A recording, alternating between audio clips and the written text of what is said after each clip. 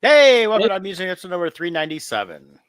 wow, only 3 away from 400. I know, and it'll be we're looking at 8 years of doing the show since we started next month. Wow, that's crazy. So, yep, we missed a couple weeks here and there, but other than that, not too bad. Not too bad. Not too shabby. Yeah. So what's going on, Scott? Just same old, same old. Working the real estate. Things are picking up. Being spring. Watching and working on those Star Wars sketch cards for Topps. So been watching a lot of TV while I do that. Okay. So I'll talk some of those things I got caught up on. But yeah, how about you? You know what? Just the same old. Just working. Still working on my book, getting it done. I mean, still got pages to pencil, but I wanted to get pages colored. And kind of during times when I don't feel like drawing, so I was like, well, I better get this going. And I'm trying to get that, so I can check a couple things as I'm going along the story, and then the lettering will come a little easier once I get everything done, colored and everything. So Nice. So I'm several pages of that. So just kind of click along what I can, try to have it all ready so I can get some. I'm gonna probably do a rush print on a few for Motor City and then go from there. So yeah, very good. And I did get my placement for Motor City, so I know I'll be there. I believe I'm at C21 is where I'm at. Did they send out emails for it? Yeah, last week. Oh, I did not even notice that. Yeah. I'll have to look up mine. Yeah, so I'm pretty sure I started, so I know where's that. Yep. Exhibitor resources locations is what they sent. So let's see. Get my eyes on so I can read. What's it that Artist Alley application status? No. April 3rd. I don't have one from them. Really? Motor City. Check your spam because it came to my email I used, which is and it said exhibitor resources locations. So it told me where I was at. So and they flipped the floor back again. So now where Artist Alley last year was over in that newer hall, it's now back over in the other hall. So I think it's the right way. Yeah. All I have is the acceptance email back in January. So I will have to check on that. You said April 3rd? April 3rd is when I got mine. Let me look in my spam just in case for some reason it's not coming up. Yeah. How crazy. Yeah, I'll just send them an email. Actually, it's probably on the website too. They probably tell us our locations on the website. Sometimes I don't know. This show has always been weird about how soon they know that stuff. So it was like my location said, have you joined us? And my name on it says you will be in booth or table C21. So, but I don't have a list of, I got a floor plan, but I don't have a list of where they're at. So is there anything on their website or? Oh, let's see. I see you on the website and they don't say a location. So let's see. It's on an alphabetical order by first name, it looks like. So let's see if I'm on the site. I have the acceptance email. Okay. This is where you start getting paranoid. Nope, there's my face. So they say I'm going. Okay. So we'll see. Time will tell. Yeah.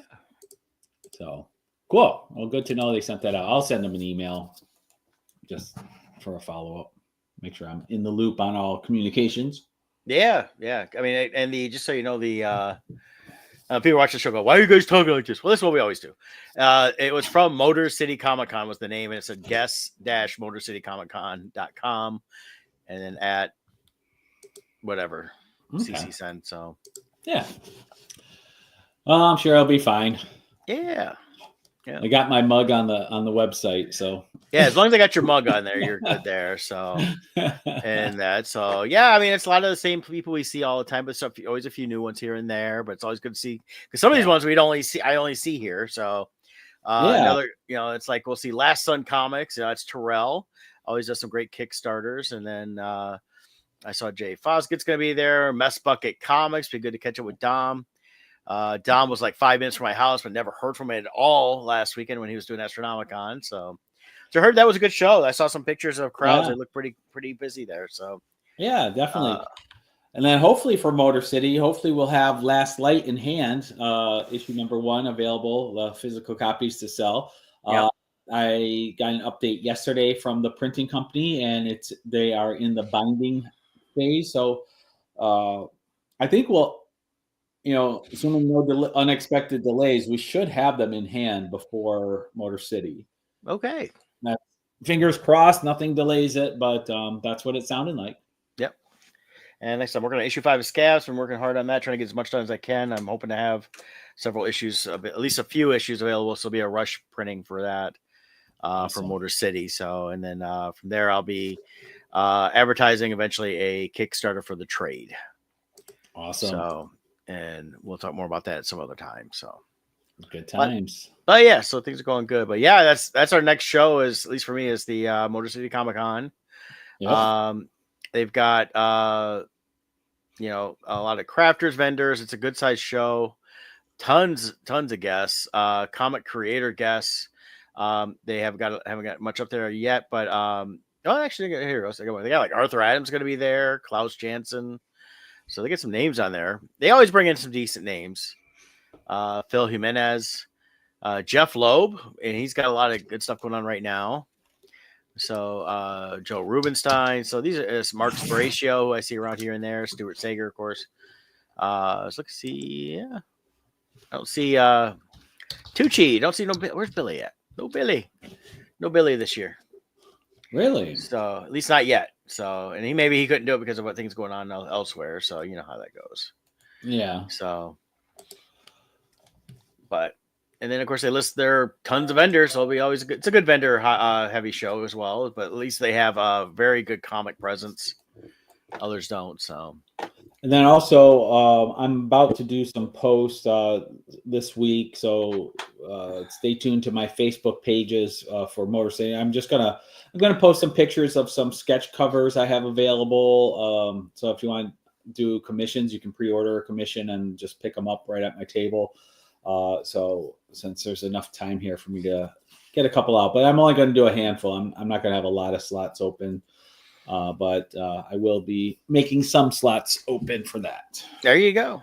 All right. Well, hey, why don't you knock out your quick ad read and we'll get going on whatever else. All right. Well, the spiel with Team Titans of real estate, but Jill and I, we got a new listing. It just went up this morning as a coming soon. Showings begin this Friday. So if you're looking to buy and or sell a house, give us a call and post in the website. Oh, the phone number has a typo. 232-5144. It goes to probably goes to one of those sex phone lines. What was that? One of those movies had that, There we go. The correction just went up. 586-232-5144. That's our hotline. You'll get either Jill or myself. This is a really great neighborhood in West Bloomfield. Very nice neighborhood. And this house here at $700,000 is actually a low price point to enter into that neighborhood. We got some multiple $1 million homes in that neighborhood. So if you're someone who wants to live in an upscale neighborhood, and this is a good entry point price wise to get you through those gated entryways, so to speak. But it's a really nice house, about 3,500 square feet. It's a colonial. There's lots of photos available here that you can check out. I got out of it. There it is. It's a very nice house. So it's looking for a new owner and someone who will love it. There's 4 bedrooms, 3.5 baths. The basement is not finished, but it does have egress windows. So if you decide you want to finish it, you can really make it a nice downstairs area. So a lot of space for anyone who wants to live there. 3-car garage. All that fun stuff. So check it out. Give us a call, 586-232-5144. Very cool. Very cool. Yeah. So I finished up watching Stranger Things. Ah, yes. And that's recap. Yeah, I really enjoyed it. It was great to revisit that world again. I can't wait for the new season. I know we got months yet to go. So it's just, waiting on all that. But it was, when you get to binge multiple seasons of a show like that, you definitely see the growth in the storytelling as well as, I mean, that's just growth in the actors, but you see that naturally, of course.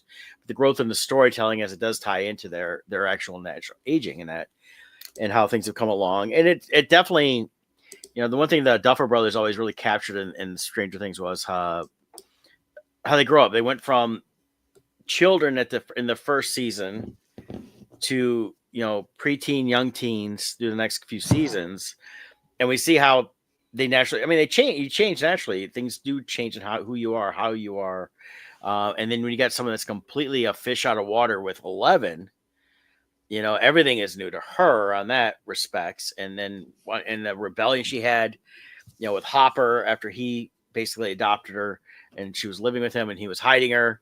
You see all that happening, tied into all the supernatural stuff. So it's one thing that's made that show great is just they do what is great about a show like this is they have great growth in the characters and storytelling. And it's just, that's what things I think you and I have complained the most about the last few years on some of these shows. It's like they're just throwing it out there, which I understand they want to get content, but at the same time, it's like we need a little bit better storytelling, and that's where growth and having a plan on where you're going helps. And the Duffer Brothers had to change what their original plan was because of COVID and delays and filming and things like that. They've still been able to tell this good story. We got one more season coming up that's going to wrap up at least everything with the main story, but they've always hinted they're going to do more down the road with what they've set up. I feel like Stranger Things kind of shows the de-evolution of streaming content. Way back when Stranger Things launched, these type of TV series, it was a new thing. Traditional TV series were like 20 plus episodes. And so story content wise, you would end up with a lot of fluff. So they would create these series for streaming where they would trim all the fluff out and you get this really nice tight story within the 8-10 episode construction of a series.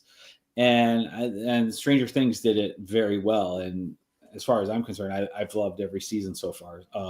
So hopefully they keep up that quality in the next season.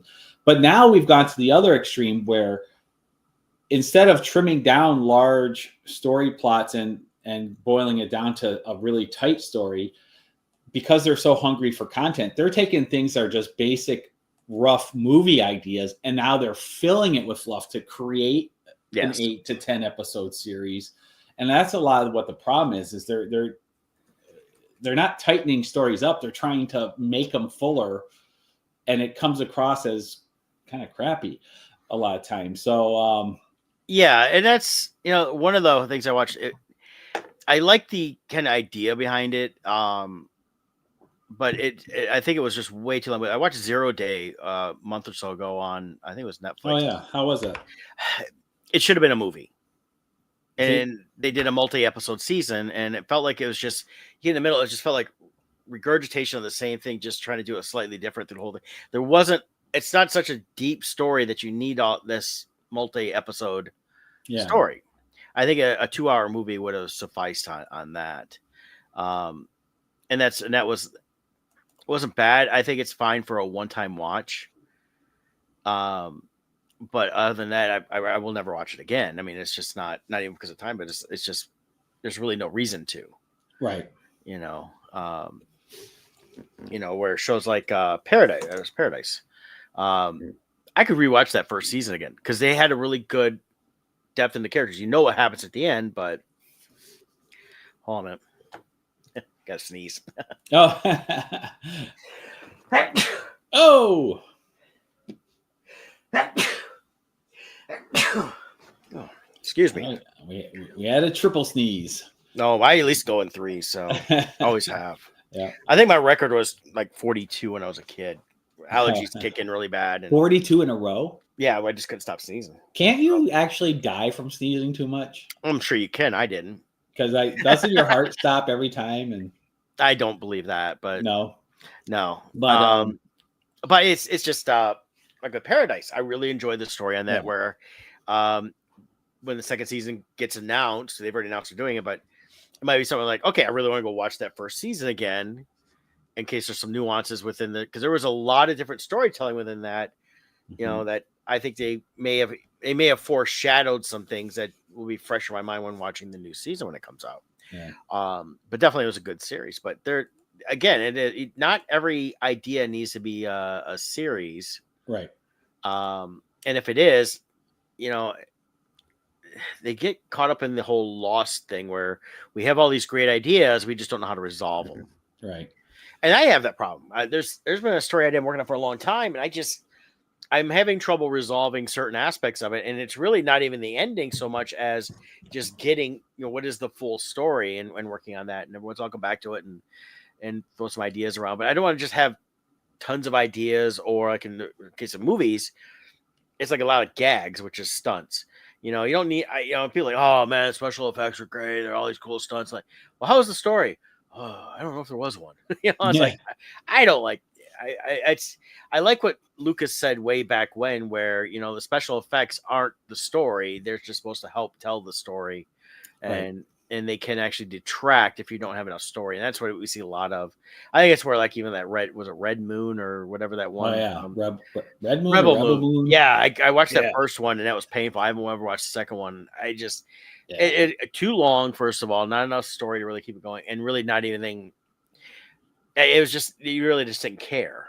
Right. And that's the other thing. If you don't care about either the good guys or even the bad guys, I mean, it's like the first Purge movie.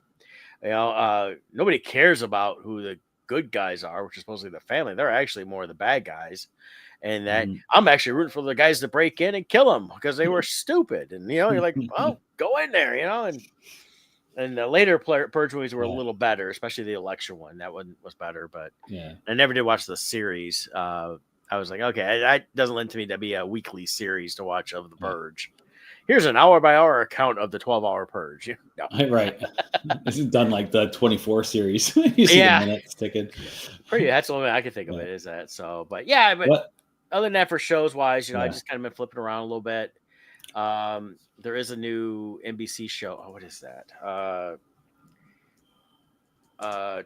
It's a new show where they're hunting. I think it's called Hunting. Hunting Party. That's what it is. I watched the first 2 episodes of that. Okay.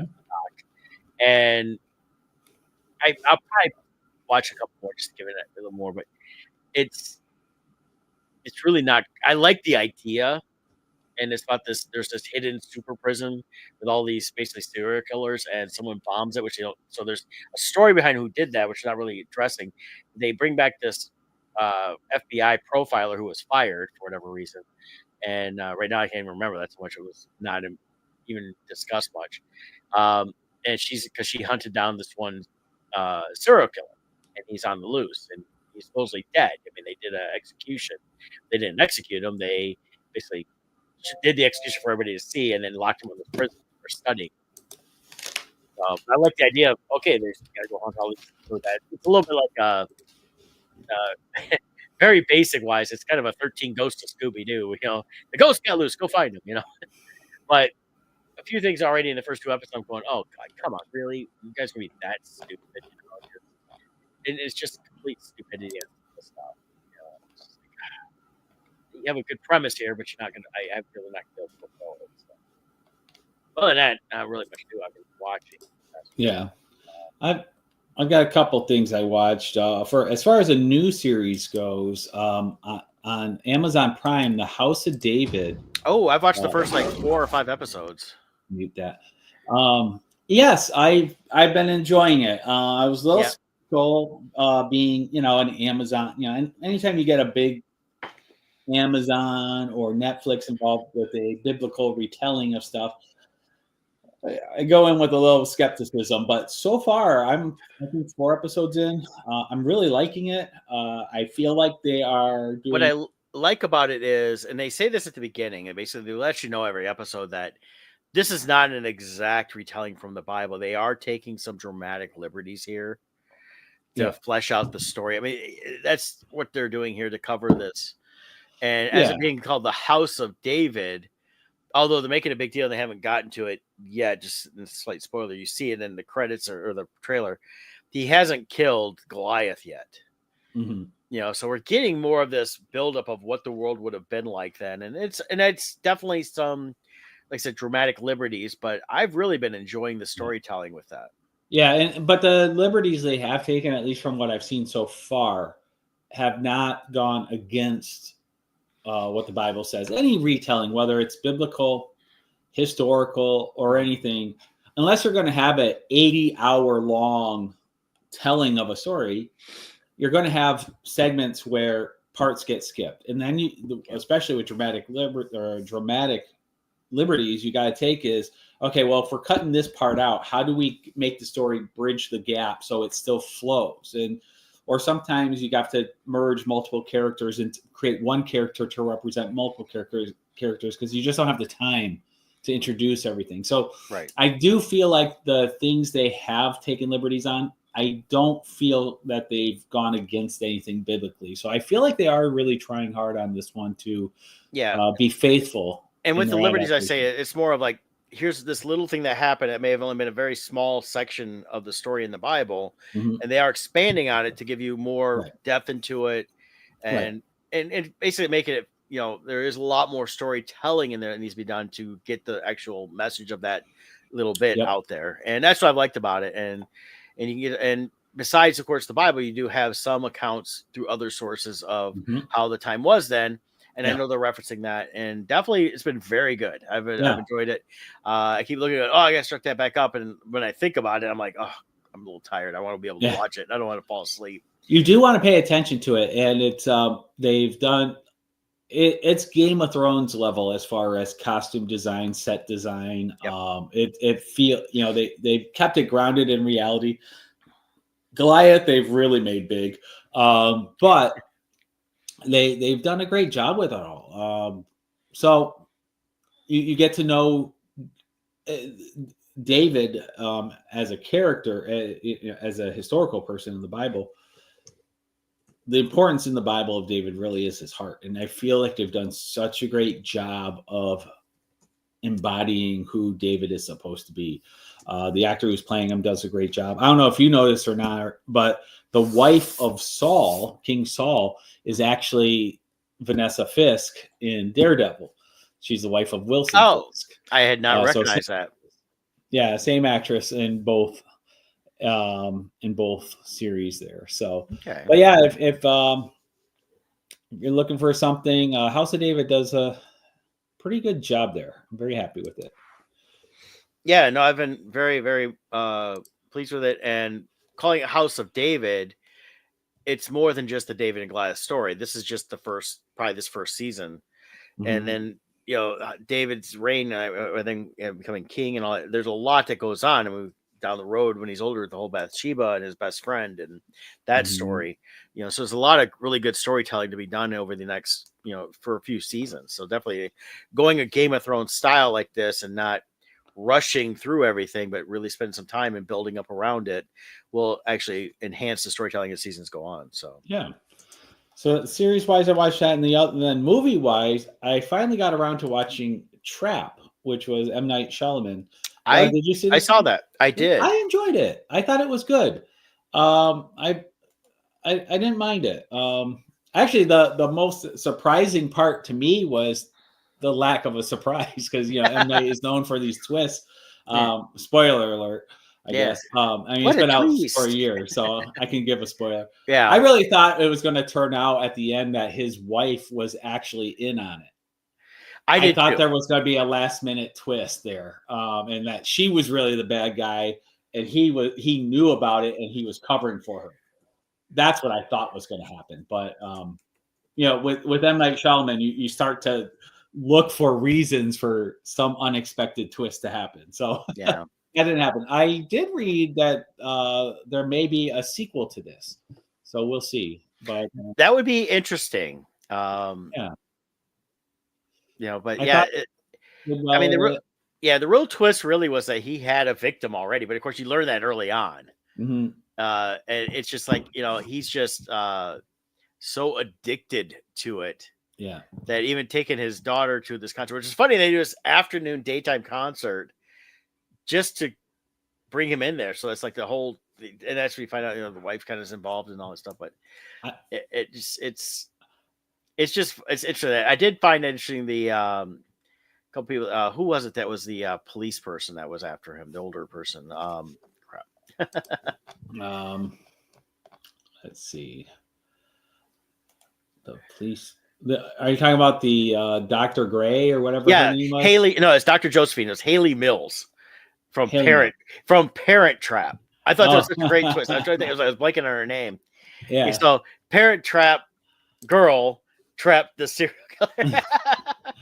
This actually would have been a perfect fit, I think, into the Unbreakable universe if Bruce Willis didn't have the health issues he has. Like, I could totally see like the end scene being Bruce Willis tracking him down. Yeah. I think it would have worked. The little girl here, the daughter, she did a Yep. great job playing that. So I was happy with this movie. Yeah, I really enjoyed it. I liked the trailer when I initially saw it. I was like, okay, this looks interesting enough that I really want to watch it. And so I finally got a chance to see it, and I I definitely feel like enjoyed they it. gave away too much in the trailer, though. They Only, they only that, they like, did, but it's like, I mean, again, this is something that was more of a, you're just enjoying the journey more than actually trying to for the surprises, and that's what I yeah, think M. Night Shyamalan did slightly different. I mean, the twist was right, at the end, like I said, at first you think the wife's in on it, and that this whole right, thing is like, but then she's not, and right. but it was it did give away a lot, but it was just all the little nuances, like here, like the shot they're showing there with the guy I talking to love, the guy, and I how he love gets that back there. T-shirt guy. Yeah.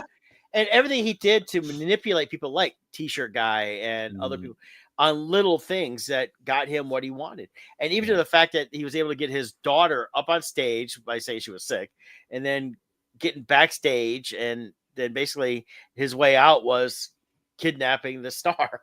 yeah.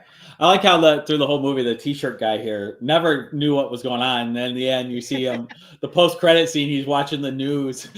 And he realizes he helped the butcher. Yep. He's like, I ain't talking to no one at work anymore. Yep. But that was another one worth the watch. I was happy with it. So Yeah, definitely enjoyed that.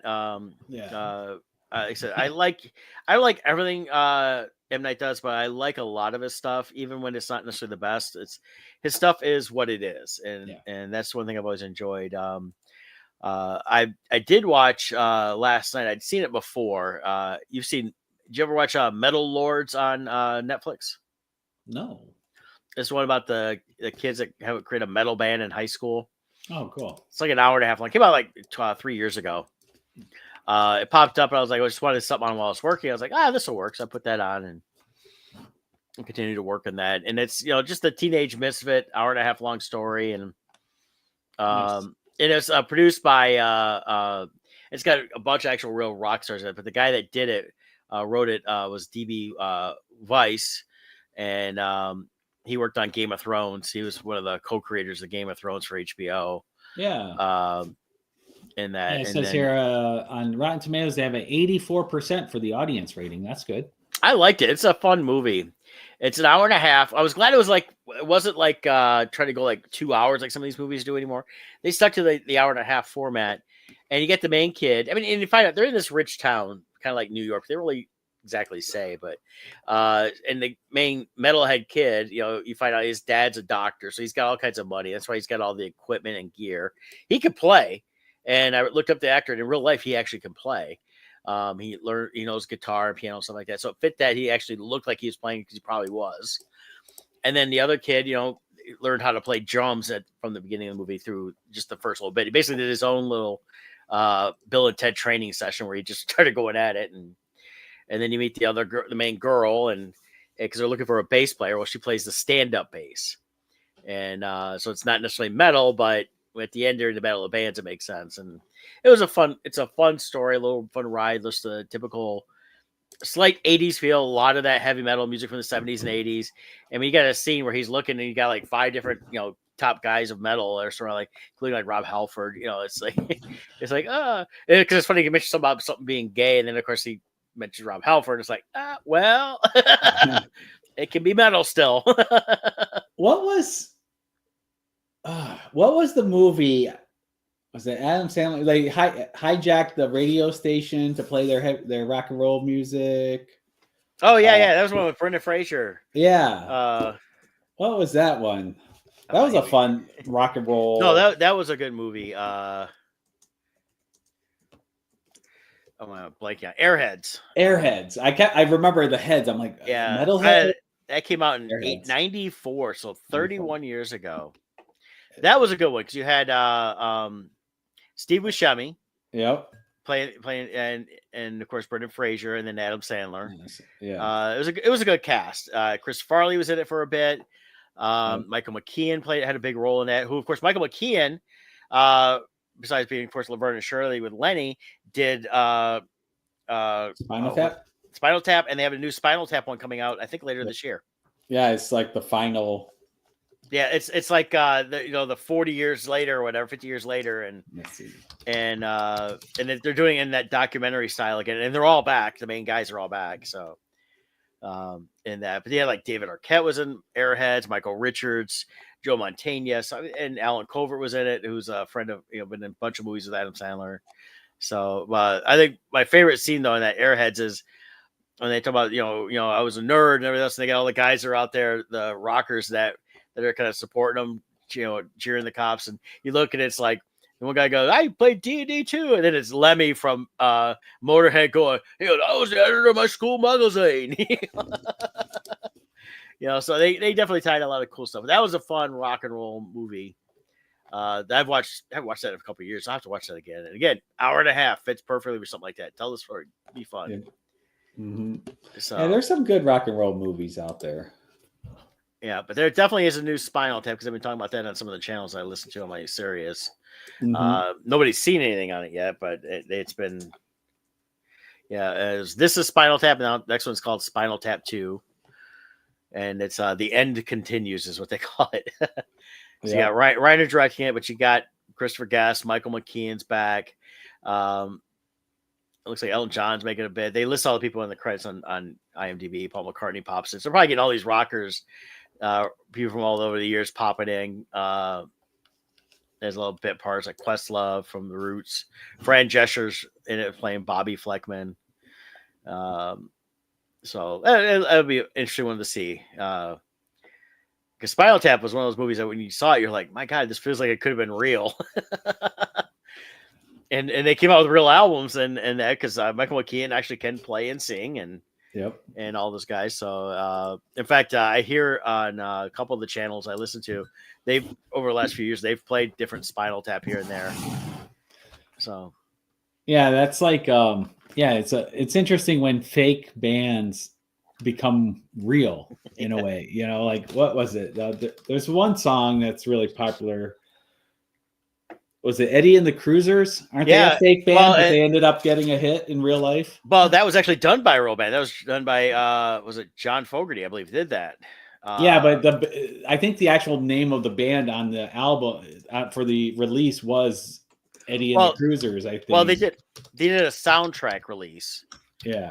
And that, but it was John Cafferty. That's who it was. John Cafferty did the actual music of that. They did a soundtrack release, but it wasn't an actual band release. Where Spinal Tap really was kind of like, here's the album, but it wasn't like a soundtrack. Gotcha. Then the ultimate fake band was the Monkees. Yeah, well, the thing is that they actually could play though. Right, but that they weren't formed because of that. They were formed for the TV show. They were, and then they became real. Yeah, which is funny because it seems like something odd, but even before that, so many bands prior to them that were just bands didn't have a TV show. They were just put together, and that's how. There's actually a documentary about boy bands out there now, and that was the same thing, especially in the '90s. It's like, I'm putting together these boy bands, and all these kids signed these contracts, like the Timberlakes and all them. Yeah, and basically they made their money elsewhere. They weren't making much money doing what they were doing there. Right. But it was they were put together to be these fake bands, and then and that. But yeah, the Monkees were put together. And the thing was that when you see them talk about the old interviews with them, since Mickey Dolenz the one left now, they talked about it. It's like we could play, but they would get other people to play on the album. Right. But it was still them singing. And then when they had to go on tour, they had to play.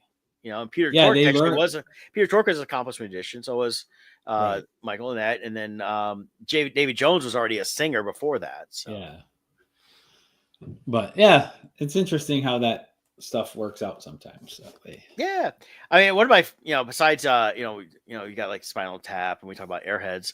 There's always every couple of years you get some movie I like. You had Rockstar. it came out back in 2001. And that one was kind of based on the idea that happened with, I forget what band it was a drummer came up and basically took over. But it was Mark Wahlberg started in that one. And he basically had to be the front singer because he sounded like the original front singer for that band. And some of the songs they used they had a couple originals, but then they had a lot of just redones of classic rock songs like they had done it. The group was Steel Dragon. It's always a fun one on that. And then, of course, you get like Almost Famous, which followed a fake band, but then you kept running into, seeing the different types of other real bands at different times. So a lot of good stuff like that out there. So I like those type of movies that have things like that. And then, of course, That Thing You Do, they, again, it was about a one-hit wonder. A band called The Wonders just kind of made sense to call them Wonders at that point. So, Hannah Montana. Yeah. She became Miley Cyrus in real life. Yeah. Because I saw something. I never watched the show. I was always aware of it. You probably watched it because of Ashley was the perfect age for that. So unfortunately, I know like every episode. Yeah. But I saw something where it's talking about the ending of the series, and it's a little girl playing with dolls. Like the entire series wasn't real; it was all in that little girl's head. I was like, "Wow, that's not an original idea." But well, Miley Cyrus, at least she can sing, and she's got a new album coming out this month. I'll be interested to hear. I like what she does. She's done some rock covers. She does a really good, and her voice has gotten more raspier over the years, where she could do a lot more of these harder rock covers and sound really good. Although now her voice is getting so raspy, people post all these memes of like these robot voices, how she sounds just like them. Yeah, but it fits with the rock and roll stuff. It sounds good. What she does. It does. It does. And that so, but switching gears, we're talking about movies. Minecraft movie, 162 million over the weekend. Oh, did it? Oh, nice. Yeah. It's 323 million worldwide. And the interesting about it is I saw postings that someone had gotten a hold, and it's probably 720p. So it is a HD version of a work print of the movie. So some of the special effects weren't finished, and it's a full movie release that was dumped in all the pirated stuff. So even with that happening, people still went to the theaters and saw it. And for what I could tell, if you were a Minecraft fan of the game, so all those kids that are now teens to 20s, they're all going to see this movie in the theaters, and they're loving it. So because it's reminiscent of their childhood. We'll see how well it does over the next, this next week. But I think it's proof that, a lot of the garbage they've had coming out is just garbage, and nobody's interested in it. And they need to find stuff people are interested in going to see. Yeah. Yeah, the Minecraft I'm not interested in, but obviously there's a fan base for it. Can't imagine what this, unless they're doing something like a Jumanji thing where they're getting sucked into the game. I can't imagine what the actual plot of a Minecraft movie is. Well, and that's the whole thing they talked about. Is like there's not really a story within Minecraft because you create it, but there is. What I could tell on this, there's always been this character Steve, I guess. Yeah, and that's who Jack Black is. I saw a couple of extended trailers and that, and it sounds like he was from our world and ended up in that world, and that's how it got started, and then kind of goes from there. And so it's gonna be a lot. I don't think it's gonna be a full-on Jumanji where it's an escape per se, but I think there is an antagonist involved in there at one point. So, what? And the Minecraft audience, for the game at least, there's some crazy stuff they do. Like here, I just came across this morning. They built an exact replica of New York City. I saw that yesterday online. Yeah.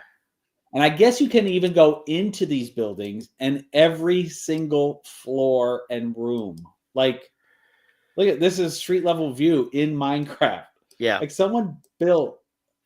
My understanding is it's teams of people will go in and do this, but yeah, they're doing a building, and then I think someone did the initial layout or whatever, or some groups did, but they've been doing this for years. Yeah, and it takes up. I think it takes up its own server. It does. That's my understanding. And it is amazing the things. Because I remember when Minecraft came out, I was kind of like, okay, it made no sense, because I really didn't have time to sit and really play with it.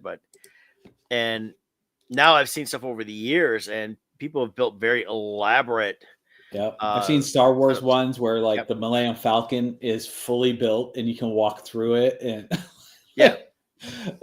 it's pretty cool. I gotta say that, like, people with massive, I don't know what the condition would be where you just have to build stuff like that with such insane detail, but whatever it is, that's a great outlet for them because they can spend hours doing this.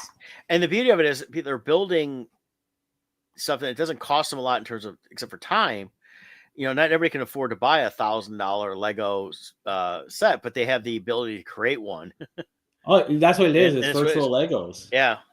But like, man, can you just imagine if something happened and the server got wiped, or like, yeah, like you've poured this much of your life into this thing and it's a non-existent thing. So what, you can't, like, what happens if it gets wiped?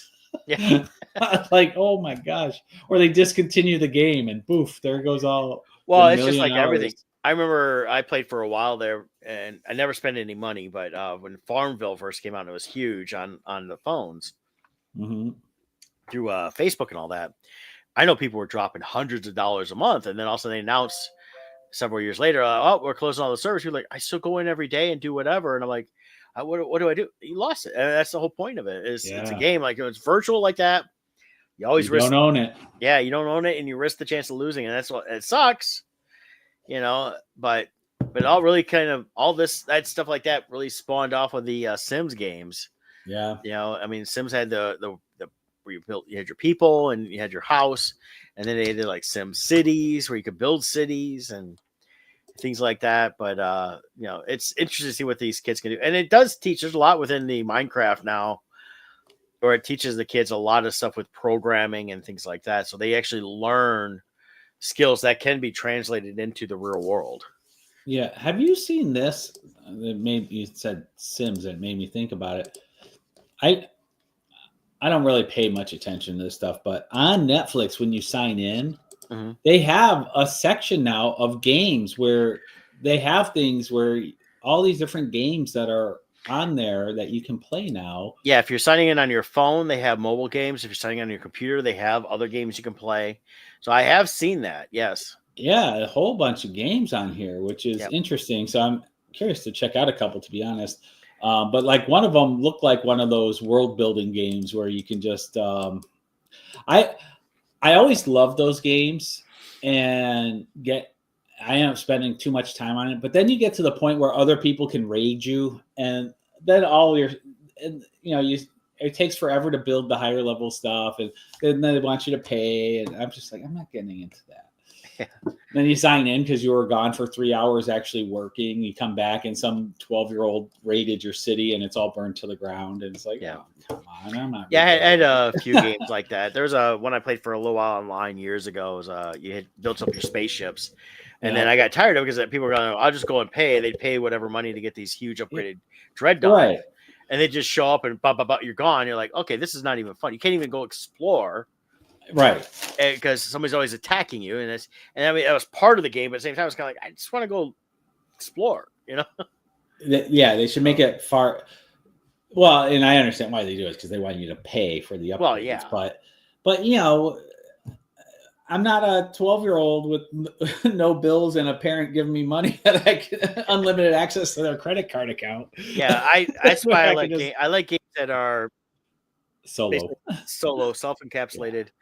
It's like even with Halo. I love Halo, but I don't do any of the multiplayer stuff. And everybody raves about multiplayer on that. I'm like, I want the story. But they're putting as much in the multiplayer next to so many people doing that. I just want to play a story and go through it. It's like I went through Hogwarts Legacy twice now in the last couple of years, and I like it because the story's fun. And you know, and there's times where I don't have to do the actual missions. I'm just kind of checking things out and the level of details going. I like more games like that, you know, or good RPGs.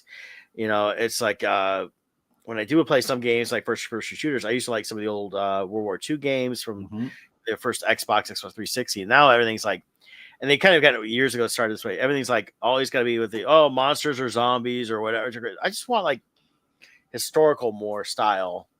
And there's a few of them here and there, but some are just like, okay, it's just still too much they're putting into it to make it where you're kind of like, okay, what, you know, this is ridiculous. You know, it's too much that you got going on, a little too difficult. I'm not going to buy all your expansion packs on that either. So, right. But yeah, so So that's what I got going on there. I did see we got a couple new trailers this week. Oh yeah, So you like the first Megan movie, right? I did. Yeah, there's a Megan 2.0. Yeah, Bloomhouse did that. Yeah. They actually what series did I just watch that they did? And I enjoyed it.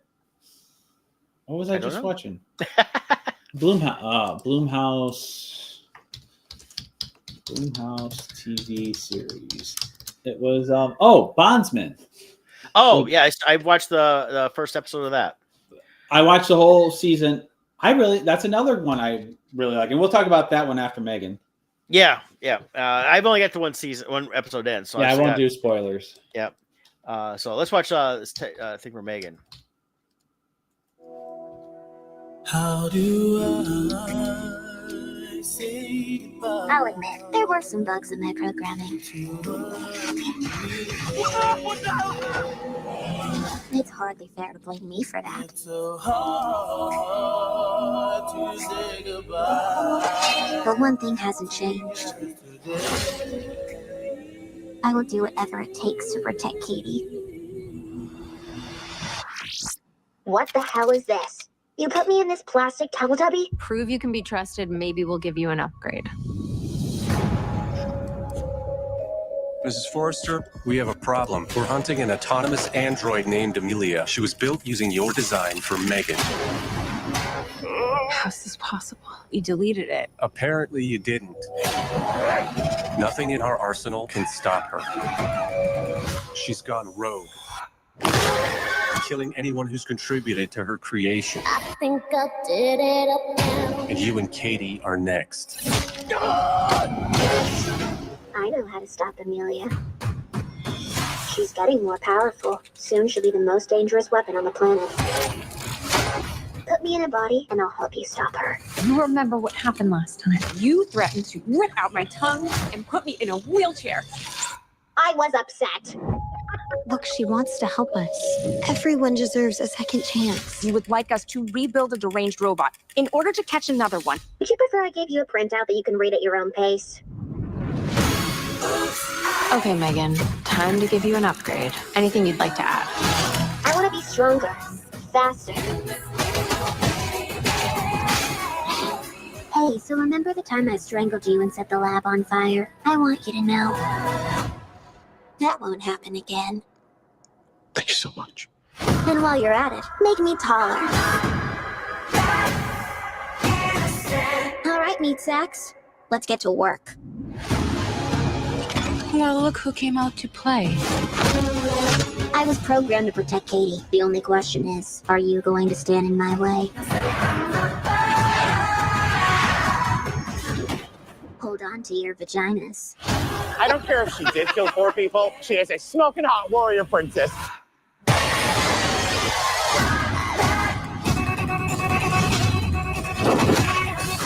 I'll make you a deal. You can kill Gemma, but don't touch Katie. Megan.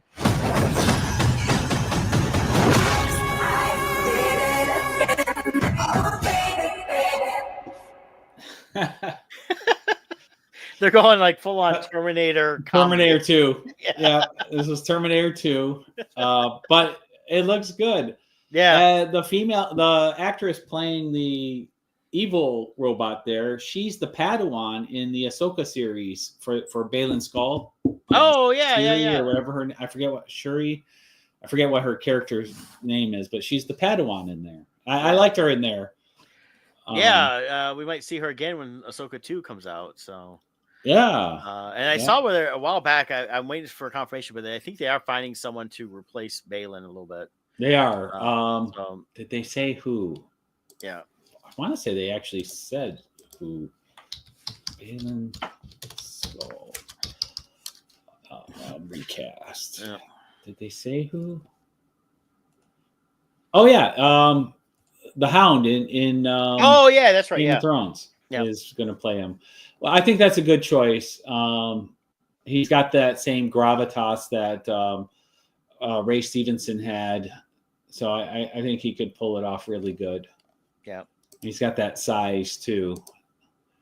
So, I mean, you got to do it. Unfortunately, the actor passed away in the middle of storytelling, but you can't just a whole No, franchise can't just come to an end because somebody passed, unfortunately. no, that You know. character is a good character. So Yeah, Ray did a great job. I wish he didn't pass so he could continue it, but yeah, I think Sir Clegane there, Gregor Clegane, will do fine. Then I had mentioned the Bondsman. yeah. This was another one. It's basically Evil Dead meets Ghost Rider. Okay. I would say would be the thing. I Kevin thought Bacon. it reminded me a little bit of R.I.P.D. too. Yep. So Except basically, that instead of R.I.P.D. they couldn't show the real selves. He just comes back to life and right. Yeah, basically the premise is he dies. His soul is condemned to hell, but there's demons escaping from hell, so he is contracted to collect these demons to send them back to hell. Is kind of how that whole thing works. But it's a good as far as like the structure of the episodes being like a not formulaic but kind of formulaic as far as how a typical season plays out with each episode he's hunting a different demon. But it's well done. Then there's a larger story arc of his character and his family. So it's a fun one, another good one to watch, and really good to have on while you're doing cards and doing tons of artwork and you need something on. yeah, I liked it. It's got some good humor. I like the quirkiness of it. The whole basic premise, and you find this out in the first episode, is he does die and he comes back and basically works for the devil. Yep. Which I found that very interesting. It's like, usually you get a different twist on that where it's, they're working for another group but not the devil specifically. They say, no, you work for the devil. Yeah. It's as this universe plays out, you find out there's like this LLC company started by the devil to recruit souls and all this stuff. And they do this funny mix of it's the quirky, like you said, there's like this quirky humor to it. That makes it a little bit fun. Some interesting personality types for some of the characters. I think the wife there that you see in the image there, was she in Sons of Anarchy? Was that the Jax's wife in Sons of Anarchy? I can't remember. But That anyways, been, yeah. But the mom, Kevin Bacon's mom in this is great. She ends up helping him with his. Well, she was his boss basically in real life. Right. He was a bondsman in real life before he died, so he's just continuing on with his bounty hunting skills. Right. So yeah, you've got Jennifer Nettles, who plays the female singer, who's a real singer in real life, of course. Let's see, there's Beth Grant. She plays Kitty. Let me see here. Yeah, that's the mom. She was what was she in? Donnie Darko. It goes way back. And she's been in a lot of things. I just can't think of it off the top of my head. The mom. Yeah, I've seen her in other stuff where she plays kind of more of a meeker type person. Oh, she was the one in Speed that really wanted off the bus bad and got blown up. Oh, that's where I really knew her from. There, she's in The Rookie. Oh yeah, The Rookie. Yeah. Yeah, she's got a huge thing. She's a character actress from way back. Yeah, got a ton of stuff. So definitely on that. But it's interesting, Kevin Bacon in this. But I saw him on Today's Show, and that's how I first heard this show had come out because I didn't see anything pop up because it hadn't popped up Prime in a little while. And the thing was, he got to, he plays music too and has with his brother for over 30 years, the Bacon brothers. So he gets to actually play and sing with Kevin or Jennifer Nettles in this too. And they even wrote a few songs.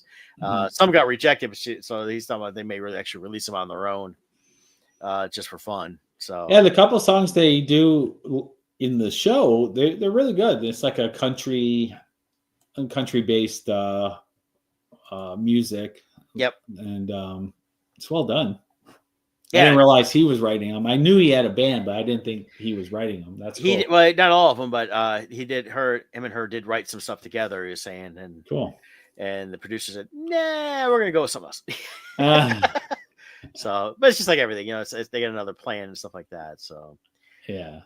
But yeah, no, I definitely need to get back into that and House of David, and part of it was I got caught up in Stranger Things, so I wanted to finish that up first.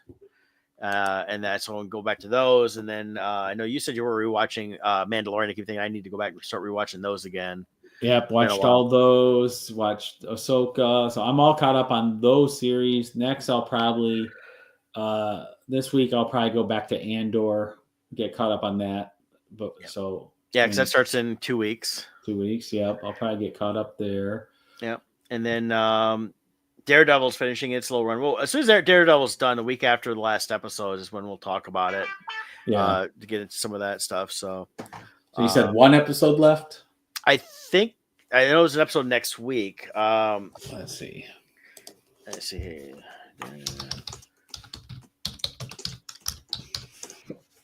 So 9, yeah. So next week's the last one. Okay.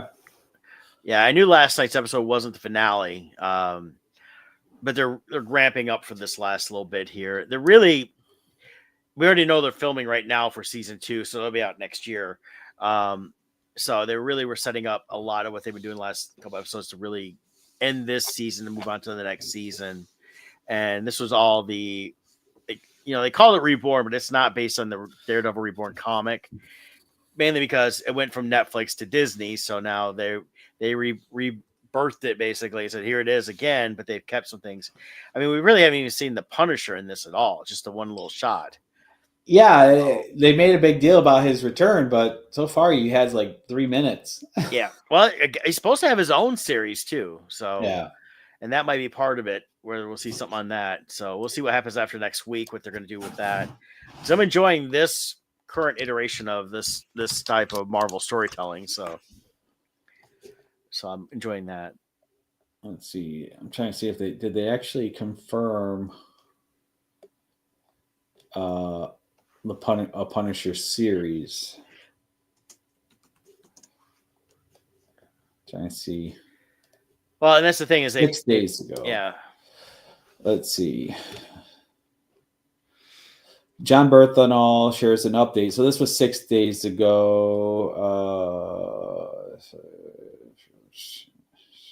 He was asked about it.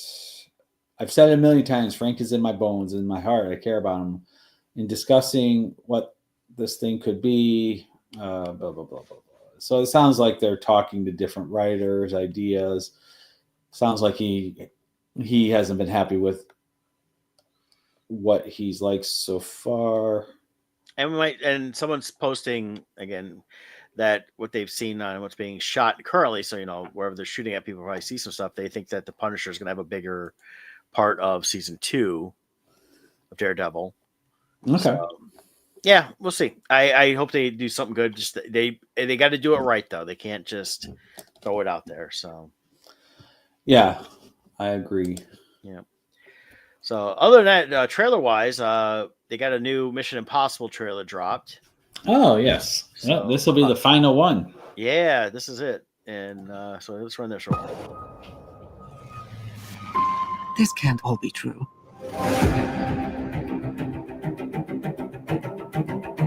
Every word.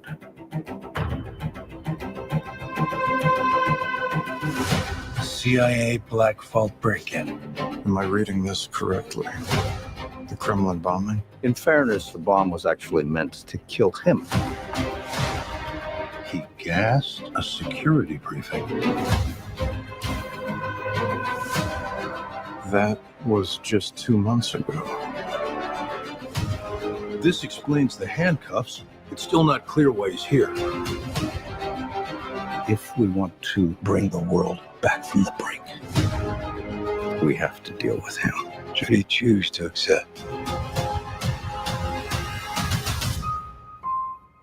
Smart people on every side are close to panicking. What exactly is your plan?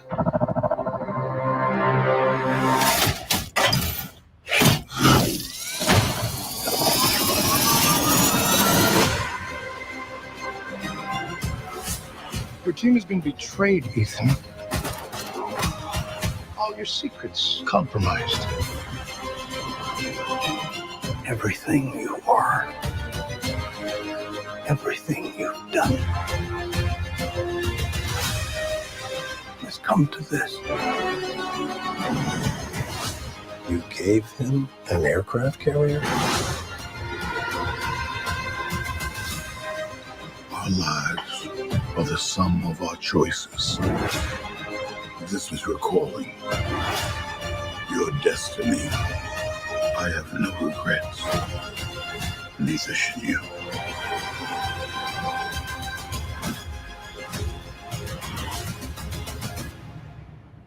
I need you to trust me. One last time.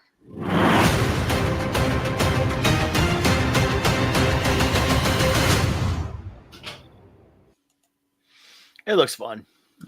This is one of the rare series for me, at least, where I feel like they've gotten better as they've put out movies. I like the more recent years more than the initial years.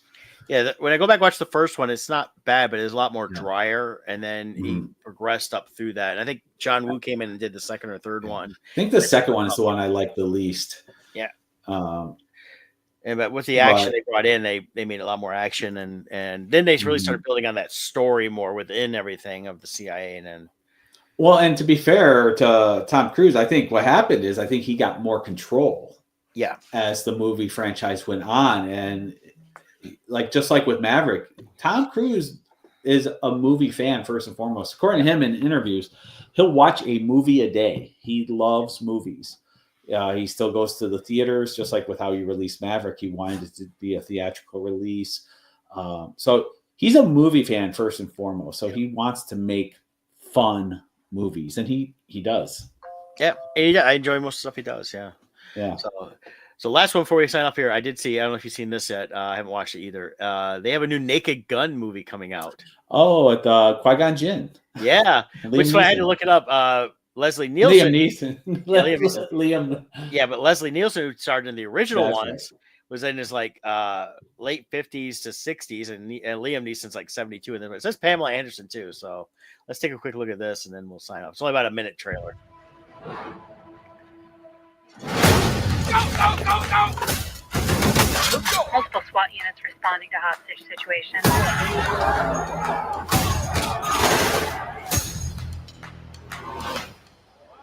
Hey, little girl, stop! What do you want, little one? Your ass. That's the sound of the police. That's the sound of the beast. That's the sound of the police. That's the sound of the beast. Who are you? Frank Drebin, Police Squad. The new version. Hi, Daddy. It's me, Frank Jr. Hey, Dad. Boy, do I miss you. Sound of the police.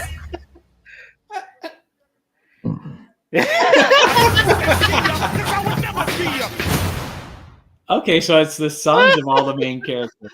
That's funny. That was funny. I think this is a good move for Liam Neeson. A whole different approach. I mean, age-wise, he can't keep trying to remake Taken over and over and over again. It's That's what he said. time Yeah, to move on. this last 15 years of all the Taken movies. Yeah, it's it's time. Yeah, I have a particular set of skills. Yeah, I absolutely love him in Star Wars as Qui-Gon. I loved him in Taken. A lot of his movies more recently, it just seems like they keep trying to recapture the magic of Taken. Right. So, and he's now at the age he needs to embrace roles that fit his age better. Yeah. Because he's a great actor.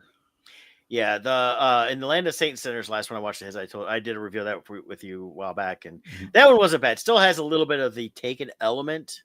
He's a guy with skills, but it's not that hunting down somebody that but he's still hunting down people. So right. But yeah, it's time for I think some comedy would be good because he's done a lot of serious movies, action movies, and that. But I think this will be, if it does well, I could see him doing a few more of these and they'd be hilarious. So, well, I saw Seth MacFarlane is producing it, so that's good. I'll make sure the humor's there. Yeah, definitely. And then a few of the other people involved. So it should be good. I'm interested in seeing that. So, And it's got Pamela Anderson back. But I just like the way he's standing there in his skirt and he's just puts his knee up. Yeah, just the Captain Morgan. So that's funny. So, Good but hey, time. that's about all I got this week. Yep. Same So I will catch y'all next week, and you guys take care. here. Take care. Bye.